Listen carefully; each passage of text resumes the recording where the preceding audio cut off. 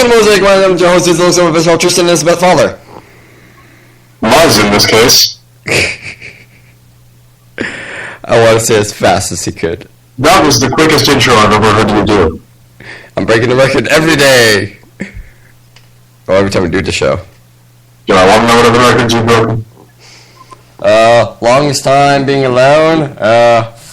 Longest story written that was just one word. Was it just end? Yeah, literally. Somehow doesn't surprise me.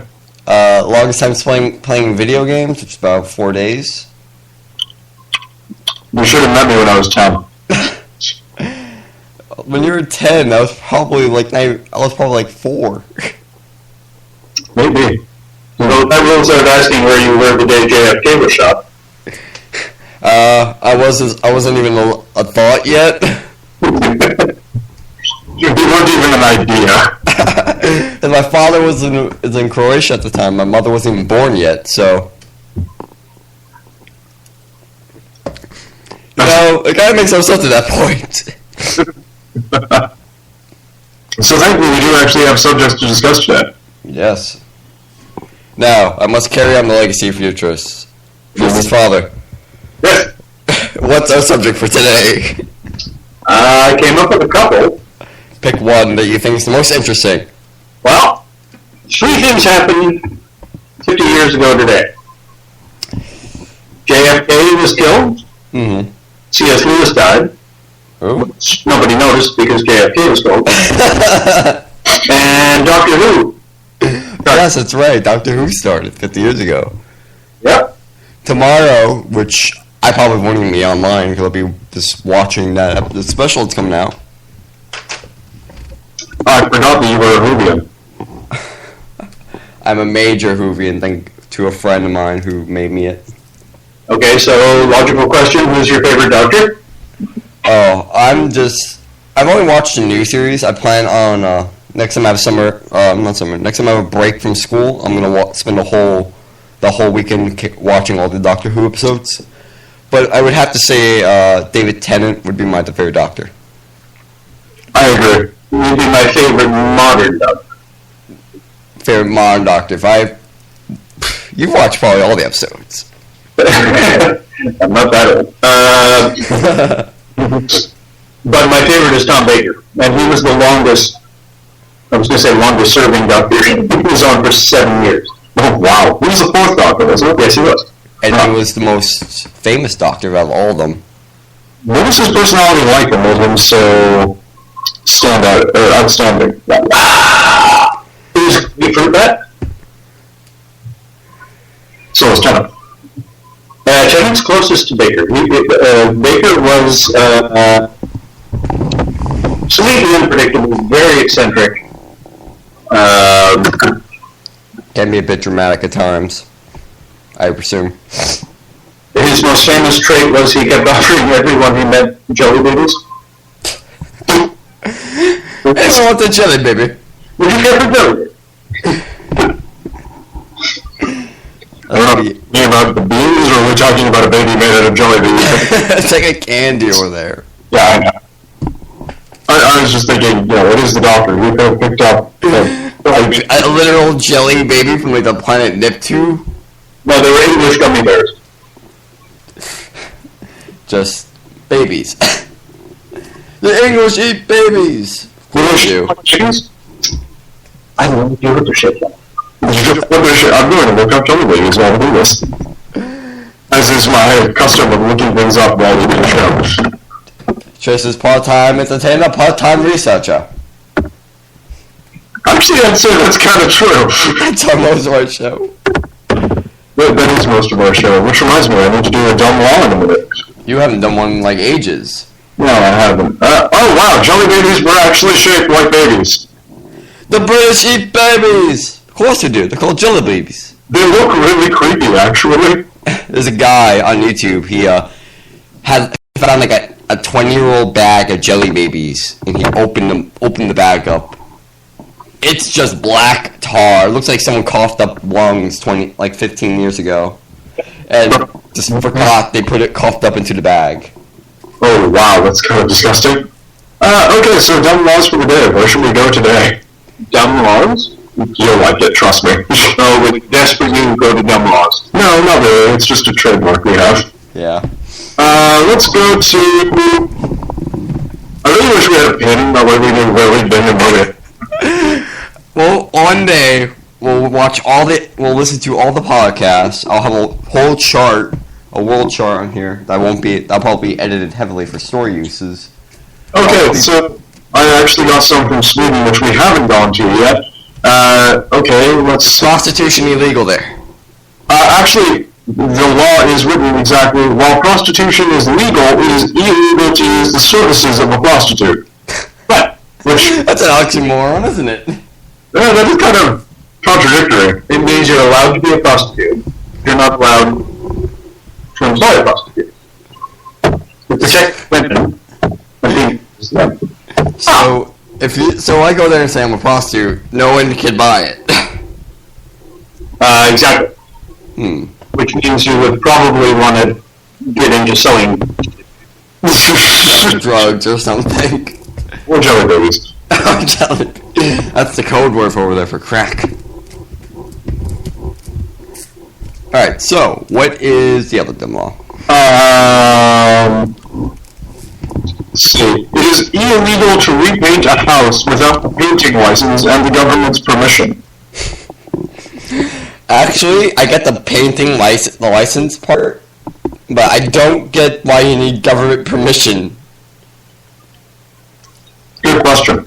Because it would increase the value of your house, and therefore the tax on your house would increase. We should go to the easy one.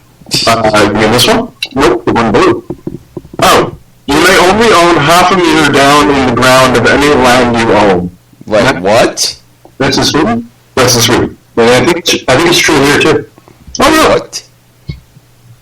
Generally, what they're saying is if you own property, anything underground, you only own half a meter of that. You can't bury any farther.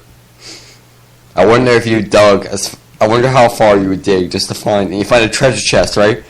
But it's just that, like a slight over that meter. Yeah, you just see the top of it and you're sitting there going, I can't dig the rest of it up. Well, fucking A. Actually, that does cover discovering archaeological sites. Does that mean you still own it, though? No, it means you don't own it. Damn! If it's below a half meter, it's not your land, it's government property. Oh, so you kept digging and no one told, and no one said anything. I think that goes for a lot of things. If no one knows... No one tells anything. Like, they know, but they doesn't want to be, an asshole about it. What if it's like a treasure chest? You take it out of the ground, and you think it's yours, but you open it, and you find out it's filled with chocolate coins. And jelly babies. I just found another dumb law from Denmark, and this one's actually pretty interesting. Attempts to escape from prison is not illegal. However, if one is caught, he is required to serve out the remainder of his term. That's a no-brainer. I would love to live in Denmark. Yeah, you're allowed to try to escape, but you're not allowed to be caught. That sounds like it'd be a fun shot. Probably logical. It is actually kind of logical. Anybody that can actually escape from a prison is probably a pretty intelligent person. Alright, I have an idea. I got a spoon, I'm gonna dig my way out. It's hardest than it appears. Well, did you ever hear about the chameleon? The chameleon? The chameleon was a prisoner who had noticed that medical staff wearing the teal scrubs would always come in at a specific time and a specific day. I was going to say Tuesday, 6 o'clock, let's say. What he did was he was able to steal a teal marker from the arts and crafts area, and he put it in with his wash of his prison uniform. So it dyed his orange uniform teal, and then he just walked out pretending to be a medical staff. Brilliant! It worked, but he tried to sell it for all it was worth. Hey, he tried something that no one has tried before. Everyone tried digging out, but the mother effer disguised his way out. Yeah, let's go this way. I've always really wondered how prisoners would really think that digging through concrete would go well. Well, it worked in Shawshank Redemption. Well, that was fiction, but it did work on Alcatraz. Yeah. How? So 3 prisoners basically dug a hole, about this. Imagine the size of your shoulders. That's how wide that hole was. Okay. It was a very tight squeeze. So they dug it for about years, I think, with spoons. And these were people who were something like about 50, 60 years. And they broke through, and they were the only successful people to do it because they had dummies that no one noticed the entire night. They had dummies in their beds. Everyone thought they were sleeping. They escaped through the night, made a raft out of some of their clothing and such, and escaped. No one knows what happened to them, too. Some say they died and were eaten by sharks. Some say they were... Assumption is that they died in the water. Which is, if you think about it, it's not that pretty far of a swim. I mean, the water's ice cold, but it's not that far of a swim. Isn't it 3 miles? Alright, I was saying that question. You're Michael Phelps, it's not a long swim. Or you're about the size of a giant. Now, that's besides the point. Well, now I'm looking up Alcatraz Island. Actually, now it's out of commission, so people just go there for the ghost stories, and you see, Capone there actually had his own little private room. It was... There's a long way. But imagine, you say there, he had his own desk and stuff, his own table, bookshelves. He sat in a room by himself. Guy probably just bribed the guards to have all that crap there. Really, Birdman? No, that was I think Capone. Capone wasn't Alcatraz? I thought it was. Huh. That's not good. I must be getting confused with my lobsters.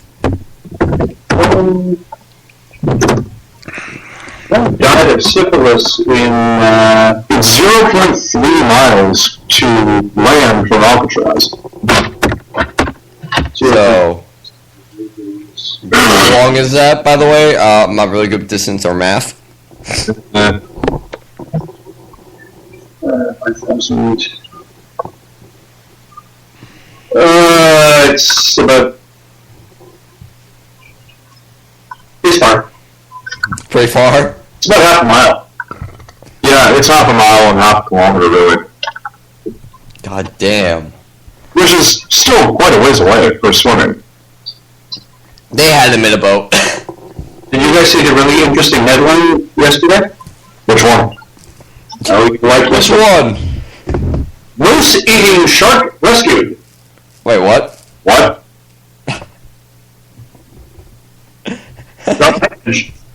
It's got my attention too. I want to look up that article. Moose-eating shark rescued. Moose-eating shark rescue?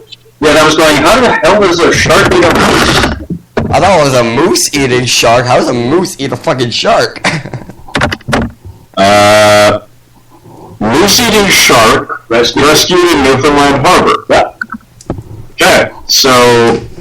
Oh, great. Alright, I will read this very, very quickly. Congratulations! Shut up. Congratulations! Shut up.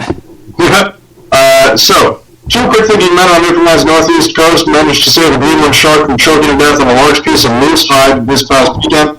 Derek Chalk said he was diving down by the road, down by the harbor in Norris North this past Saturday when he saw that what he thought was a beached whale. When Chalk went closer to investigate, he realized it's a shark, which he estimated is about 2.5 meters long and could be kilograms. The animal was still alive and had a large chunk of moose hide protruding from its mouth. It, the moose, had fur and all the liner on it. It was about 2 feet long, maybe. Chalk said another local manager and he ball arrived on the scene and started pulling on Chalk. A couple of yanks and it just came right out. The 2 men then set about getting the shark back in the water, bow tied the rope, around some tail, and Chalk not ready to push. He pulled the rope and I pushed with my boot, and between the 2 of us we got him out of the deep water. Chalk said the shark lay in about 30 centimeters water for a few minutes, then all of a sudden the water started coming out of his gills, and he started breathing.